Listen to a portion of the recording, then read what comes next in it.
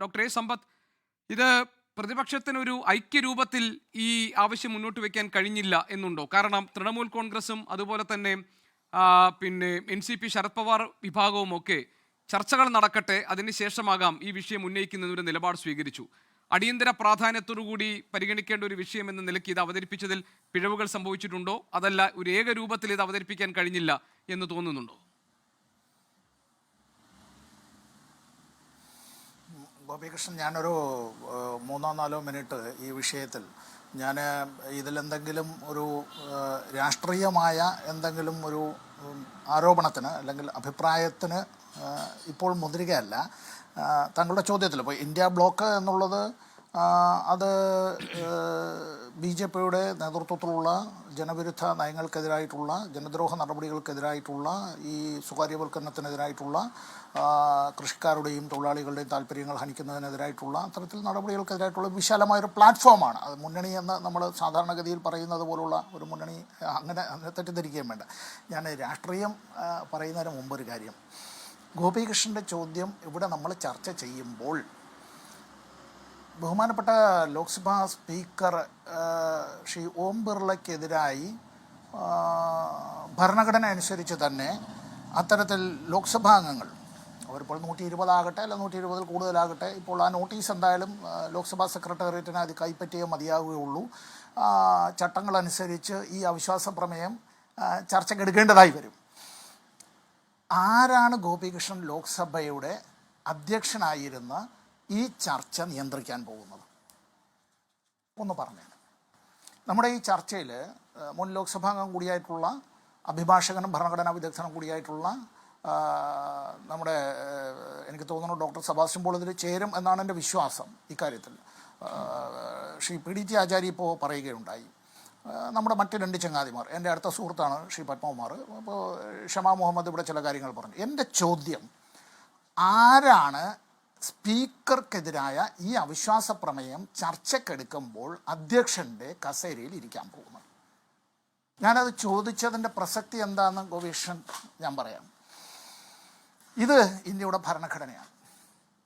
ഈ ഭരണഘടന മലയാളത്തിലുള്ള ഭാഗം മാത്രം ഞാനൊന്ന് വായിക്കാം.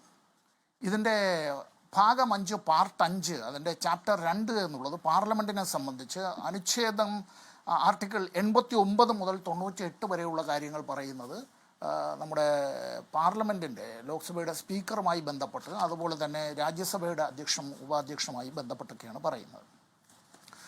ഈ ഭരണഘടനയിൽ തന്നെ പറയുന്നതായിട്ടുള്ളൊരു പ്രത്യേകതയുണ്ട്. സ്പീക്കറുടെയും ഡെപ്യൂട്ടി സ്പീക്കറുടെയും ഓഫീസ് എന്നുള്ളത്, അവർ സ്പീക്കർ, ഡെപ്യൂട്ടി സ്പീക്കർ എന്നിവരുടെ തെരഞ്ഞെടുപ്പിനെ സംബന്ധിച്ചെല്ലാം ഇവിടെ പറയുന്നുണ്ട്.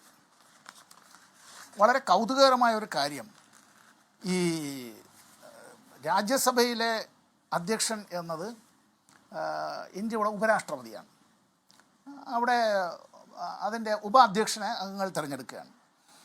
നമ്മുടെ ഈ രാജ്യസഭയിലെ ഇത് പറയുമ്പോൾ ഹൗസ് ഓഫ് ദ പീപ്പിൾ എന്നുള്ള ലോക്സഭയിൽ ഞാൻ ഡോക്ടർ സെബാസ്റ്റ്യൻ പോൾ പോലെ അംഗങ്ങളായിരുന്ന അവിടെ ഈ ആർട്ടിക്കിൾ 93 ഭരണഘടന 93ാമത്തെ അനുച്ഛേദം പറയുന്നത്, ലോക്സഭ കഴിയുന്നതും വേഗം, മലയാളത്തിൽ തന്നെ ഞാനിത് വായിക്കുകയാണ് നമ്മുടെ പ്രേക്ഷകർക്കെല്ലാം ഒന്ന് മനസ്സിലാകാൻ വേണ്ടി, അത് ഇംഗ്ലീഷിൽ പറഞ്ഞാൽ അതങ്ങനെ തന്നെ പോയാൽ അവർക്കൊരു ബുദ്ധിമുട്ടുണ്ടാവും. ലോക്സഭ കഴിയുന്നതും വേഗം ആ സഭയിലെ 2 അംഗങ്ങളെ യഥാക്രമം അതിൻ്റെ സ്പീക്കറും ഡെപ്യൂട്ടി സ്പീക്കറുമായി തിരഞ്ഞെടുക്കേണ്ടതും, സ്പീക്കറുടെയോ ഡെപ്യൂട്ടി സ്പീക്കറുടെയോ ഉദ്യോഗം ഒഴിവരുമ്പോഴെല്ലാം ആ സഭ മറ്റൊരംഗത്തെ സ്പീക്കറോ ഡെപ്യൂട്ടി സ്പീക്കറോ ആയി അതാത് സംഗതി പോലെ തിരഞ്ഞെടുക്കേണ്ടതും ആവും. ശരി, അപ്പോൾ ഇവിടെ ഇപ്പോൾ സ്പീക്കർക്കെതിരായ അവിശ്വാസ പ്രമേയം വരുമ്പോൾ ഇത് പാർലമെൻറ്റിൻ്റെ ചട്ടങ്ങളുടെ പുസ്തകമാണ്. ഇത് rules of procedure and conduct of business in Lok Sabha എന്നുള്ളതാണ്. 17ാം ലോക്സഭയിൽ ആരായിരുന്നു ഗോപികൃഷ്ണൻ ഇന്ത്യയുടെ ഡെപ്യൂട്ടി സ്പീക്കർ? ആരായിരുന്നു? ഇന്ത്യയുടെ ചരിത്രത്തിൽ ആദ്യമായി 17ാം ലോക്സഭയുടെ 5 കൊല്ലക്കാലവും അത് സംബന്ധിച്ച് justice YV Chandrachud chief justice ആയിരിക്കുമ്പോൾ അദ്ദേഹത്തിൻ്റെ ബെഞ്ചിന് മുമ്പാകെ ഒരു ഹർജി അടക്കം വന്നപ്പോൾ അദ്ദേഹവും ആ കാര്യത്തിൽ കൈകഴുകി അത് പാർലമെൻറ്റ് എത്രയും പെട്ടെന്ന് ഭരണഘടന പറഞ്ഞതുപോലെ അദ്ദേഹവും പറഞ്ഞങ്ങ് കൈയൊഴിഞ്ഞു. ഇവിടെ നമ്മൾ മനസ്സിലാക്കേണ്ട കാര്യം, ഈ റൂൾസിൻ്റെ ചാപ്റ്റർ 7 ആ ചാപ്റ്റർ 7 സെക്ഷൻ 32 മുതൽ 54 വരെയുള്ള കാര്യങ്ങൾ ഇവിടെ ഈ സ്പീക്കറും ഡെപ്യൂട്ടി സ്പീക്കറുമായി ബന്ധപ്പെട്ടതും ചോദ്യങ്ങളെ സംബന്ധിച്ചുള്ള കാര്യങ്ങളും പറയാണ്. ക്വസ്റ്റ്യൻസ് എന്നുള്ളത്, ദി അഡ്മിസിബിലിറ്റി ഓഫ് ക്വസ്റ്റ്യൻസ്, അങ്ങനെയുള്ള കുറേ കാര്യങ്ങൾ ഇവിടെ പറയുകയാണ്. അപ്പോൾ ഇത് 18ാം ലോക്സഭയാണ്. ഈ 18ാം ലോക്സഭയിലും ലോകത്തിലെ ഏറ്റവും വലിയ ബഹുകക്ഷി ജനാധിപത്യ വ്യവസ്ഥ നിലനിൽക്കുന്നതായിട്ടുള്ള, അതിൽ പലപ്പോഴും പല അപഭ്രംശങ്ങളും ഉണ്ടാകുന്നുണ്ട്, ഭീഷണിയും വെല്ലുവിളിയും എല്ലാം ഉണ്ടാകുന്നുണ്ട്. ഇപ്പോഴും ഡെപ്യൂട്ടി സ്പീക്കറില്ല. അങ്ങനെയാണ് ആ ഡെപ്യൂട്ടി സ്പീക്കറുടെ തെരഞ്ഞെടുപ്പ് നടത്തുന്നതിന് വേണ്ടി ആരാണ് ഇവിടെ മുൻകൈ എടുക്കേണ്ടത്? സ്പീക്കറാണ്, ഓഫീസ് ഓഫ് ദ സ്പീക്കറാണ്. തീരുന്നില്ല. ഗോപികൃഷ്ണൻ വേറൊരു കാര്യം ഓർക്കുന്നുണ്ടോ? ഇപ്പോൾ ഉപരാഷ്ട്രപതി അല്ല ശ്രീ ജഗ്ദീപ് ധൻകർ അല്ലേ? ഇന്ത്യയുടെ ചരിത്രത്തിൽ ഉപരാഷ്ട്രപതി സ്ഥാനത്തേക്ക് നടന്ന തെരഞ്ഞെടുപ്പിൽ ഏറ്റവും വലിയ ഭൂരിപക്ഷത്തിൽ ജയിച്ചതായ അദ്ദേഹത്തെയാണ് BJPക്ക് തന്നെ അനിഷ്ടം വന്നപ്പോൾ അദ്ദേഹത്തെ നീക്കം ചെയ്യേണ്ടതായി വന്നത് അല്ലേ? പാർലമെൻറ്റിൻ്റെ സെക്രട്ടേറിയറ്റിൽ പാർലമെൻറ്റിലെ ജീവനക്കാരും ഉദ്യോഗസ്ഥരുമായിട്ടുള്ള ആളുകൾ, ശ്രീ PDT ആചാര്യയെല്ലാം അങ്ങനെ വന്നവരാണ്. അല്ലാതെ ഒരു പാർലമെൻ്ററി കമ്മിറ്റിയുടെയും സെക്രട്ടേറിയറ്റിൽ ഉദ്യോഗസ്ഥന്മാരായി ഉപരാഷ്ട്രപതിയുടെ ഉദ്യോഗസ്ഥരെ നിയമിക്കാൻ പാടില്ല. Office of the vice president എന്ന് പറയുന്നത് പാർലമെൻറ്റിൻ്റെ ഭാഗമല്ല. President of the Indian union പാർലമെൻറ്റിൻ്റെ ഭാഗമാണ്. എന്നാൽ ജഗദീപ് ധൻകറുടെ കാലത്ത് പാർലമെൻറ്റിൻ്റെ പല സ്റ്റാൻഡിംഗ് കമ്മിറ്റികളുടെയും അതിൻ്റെ സെക്രട്ടേറിയറ്റ്, അത് പാർലമെൻറ്റിൻ്റെ ഈ വിവിധ കമ്മിറ്റികളുടെ എല്ലാം ചർച്ചകൾ എന്നുള്ളത് അത് കോൺഫിഡൻഷ്യലാണ്, സീക്രട്ടാണ് എന്നതാണ് സങ്കല്പം. അങ്ങനെ ആയിരിക്കണം. സഭയുടെ മേശപ്പുറത്ത് റിപ്പോർട്ട് വയ്ക്കുന്നത് വരെയും അതങ്ങനെ തന്നെ ആയിരിക്കണം.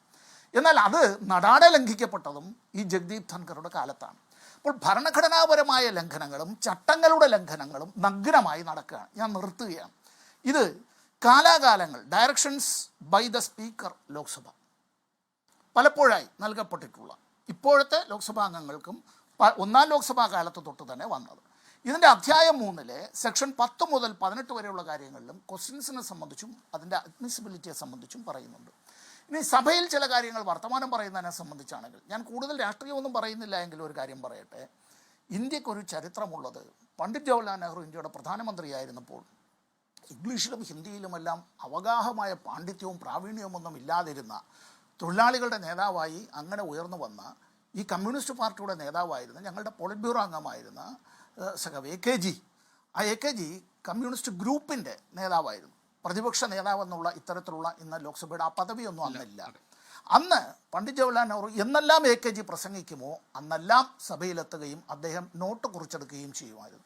ചില വിഷയങ്ങളിൽ സംശയമുണ്ടായിരുന്നപ്പോൾ സഭയിൽ AKGയെ പ്രതിരോധിക്കാനായി കോൺഗ്രസ്സിലെ ഈ അവരൊക്കെ തന്നെ വല്ലാതെ ആക്രമണോത്സുകമായി അത്തരത്തിൽ അങ്ങനെ പെരുമാറുമ്പോൾ തടഞ്ഞത് പോലും പണ്ഡിറ്റ്ജിയായിരുന്നു.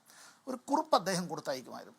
ആ കുറിപ്പ് പലപ്പോഴും AKGയുടെ കയ്യിലേക്ക് മാർഷൽമാർ കൊണ്ടു ചെല്ലുമായിരുന്നു.